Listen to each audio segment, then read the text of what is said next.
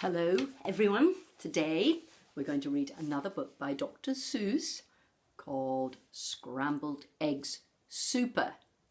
Now, I know that this is one of Alexis Cote's favourite, and it also is one of Marichel Mendoza's favourites. So I hope you enjoy it, everyone. Scrambled Eggs Super by Dr. Seuss.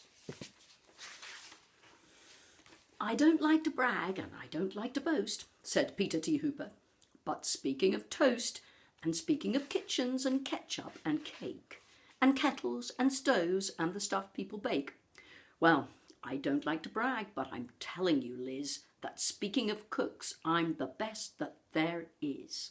Why, only last Tuesday when Mother was out, I really cooked something worth talking about. You see, I was sitting here resting my legs and I happened to pick up a couple of eggs. And I sort of got thinking, it's sort of a shame that scrambled eggs always taste always the same.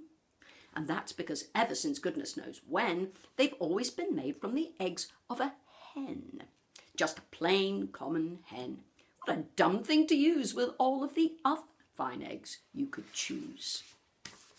And so I decided that just for a change, I'd scramble a new kind of egg on the range. Some fine fancy eggs that no other cook cooks, like the eggs of the ruffle-necked salamagooks.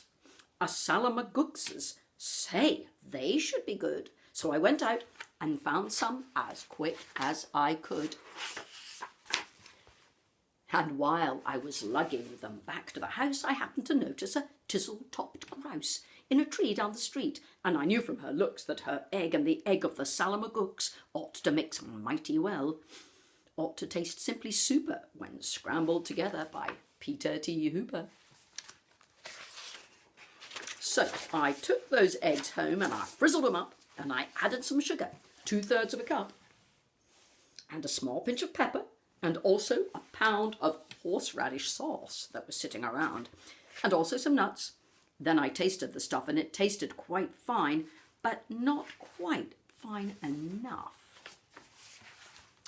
To make the best scramble that's ever been made, a cook has to hook the best eggs ever laid. So I drove to the country, quite rather far out, and I studied the birds that were flitting about. I looked with great care at a mop-noodled finch. I looked at a beagle-beaked, bald-headed grinch, and also I looked at a shade-roosting quail who was roosting right under a lassalax tail. And I looked at a spritz and a flannel-winged jay, but I just didn't stop. I kept right on my way, because they didn't have eggs. They weren't laying that day. Then suddenly, boy, up that hill, short space, birds. They were laying all over the place. Great, happy, gay families with uncles and cousins, all laying fine, strictly fresh eggs by the dozens. Why, I'd have a scramble more super than duper. Scrambled eggs super-dee-dooper-dee-booper, special deluxe a la Peter T. Hooper.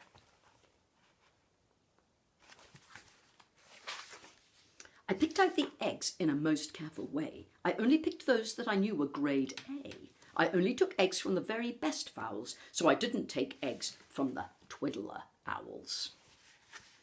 Because I knew that the eggs of those fellows who twiddle taste sort of like dust from inside a bass fiddle. I went for the kind that were mellow and sweet, and the world's sweetest eggs are the eggs of the queet, which is due to those very sweet trout which they eat. And those trout, well, they're sweet because they only eat wogs, and wogs, after all, are the world's sweetest frogs. And the reason they're sweet is whenever they lunch, it's always the world's sweetest bees that they munch. And the reason no bees could be sweeter than these, they only eat blossoms off bezelnut trees. And these bezelnut blossoms are sweeter than sweet, and that's why I nabbed several eggs from the queet. But I passed up the eggs of a bird called a strudel, who's sort of a stork, but with fur like a poodle. For they say that the eggs of this kind of a stork are gooey like glue and they stick to your fork. And the yolks of these eggs, I am told, taste like fleece, while the whites taste like very old bicycle grease. The places I hiked to, the roads that I rambled to find the best eggs that have ever been scrambled. I hunted new birds along wild, tangled trails, through gullies and gulches, down dingles and dales. I wriggled my way and I crawled at a creep through a forest of ferns that was 40 miles deep, and I mushed through the brush till I found a fine quigger whose eggs are as big as a pinhead, no bigger. Then I went for the eggs of a long-legger quong. Now this quong, well, she's built just a little bit wrong, for her legs are so terribly, terribly long that she has to lay eggs 20 feet in the air, and they drop with a plop to the ground from up there. So unless you can catch them before the eggs crash, you haven't got eggs, you've got long-legger hash.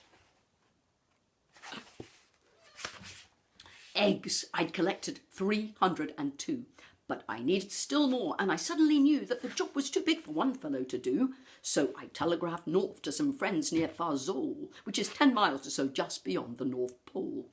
And they all of them jumped in their catamasside, which is sort of a boat made of sea leopard's hide, which they sailed out to sea to go looking for grice, which is sort of a bird which lays eggs on the ice, which they grabbed with a tool which is known as a squitch, because those eggs are too cold to be touched, without which.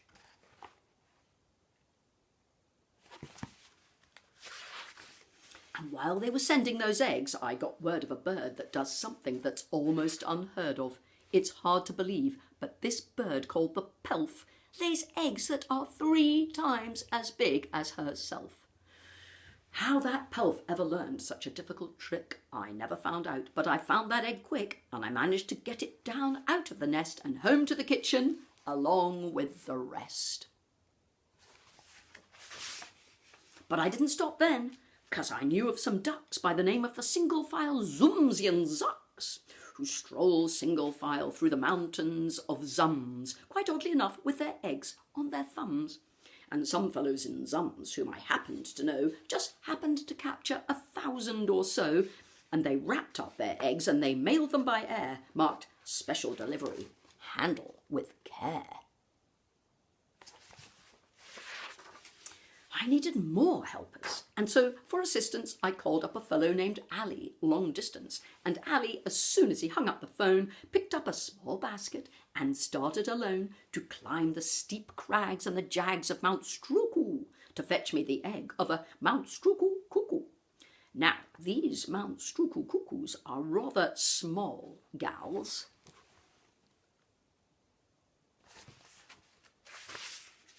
But these Mount Struku cuckoos have lots of big pals. They dived from the skies with wild cackling shrieks, and they jabbed at his legs and they stabbed at his cheeks.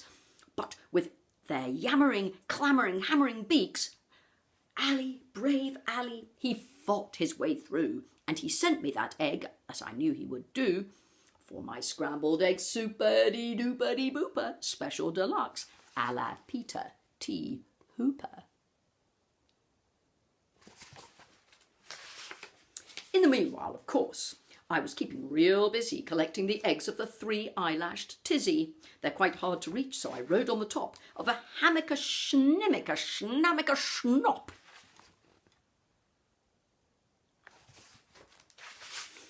Then I found a great flock of southwest-facing cranes, and I guess they've got something that's wrong with their brains, for this kind of a crane, when she's guarding her nest, will always stand facing precisely southwest.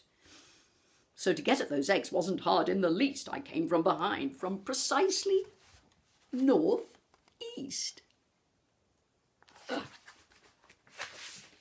And I captured the egg of a grickly gractus who lays them up high in a prickly cactus. Then I went for some ziffs. They're exactly like zuffs, but the ziffs live on cliffs and the zuffs live on bluffs. And seeing how bluffs are exactly like cliffs, it's mighty hard telling the zuffs from the ziffs. But I know that the egg that I got from the bluffs, if it wasn't a ziffs from the cliffs, was a zuffs.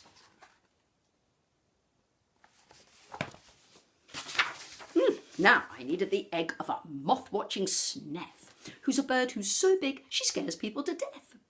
And this awful big bird, well, the reason they name her the moth-watching sneth is because that's how they tame her.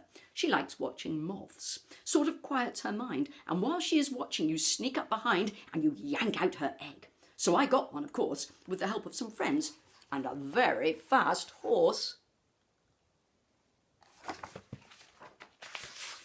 If you want to get eggs you can't buy at a store, you have to do things never thought of before. Why? To get at the egg of one very small doff, we had to pry all of one mountain top off.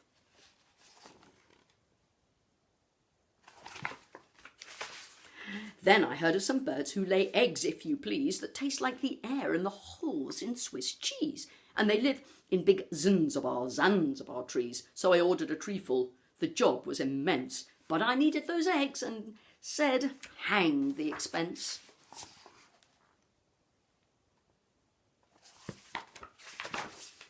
I still needed one more, and I saved it for last, the egg of the frightful bombastic aghast.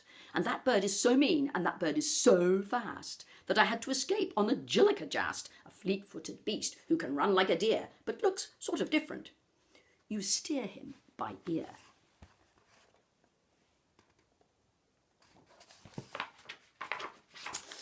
Ooh, so exciting. All through with the searching, all through with the looking. I had all I needed, and now for the cooking. I rushed to the kitchen, the place where I'd stacked 'em.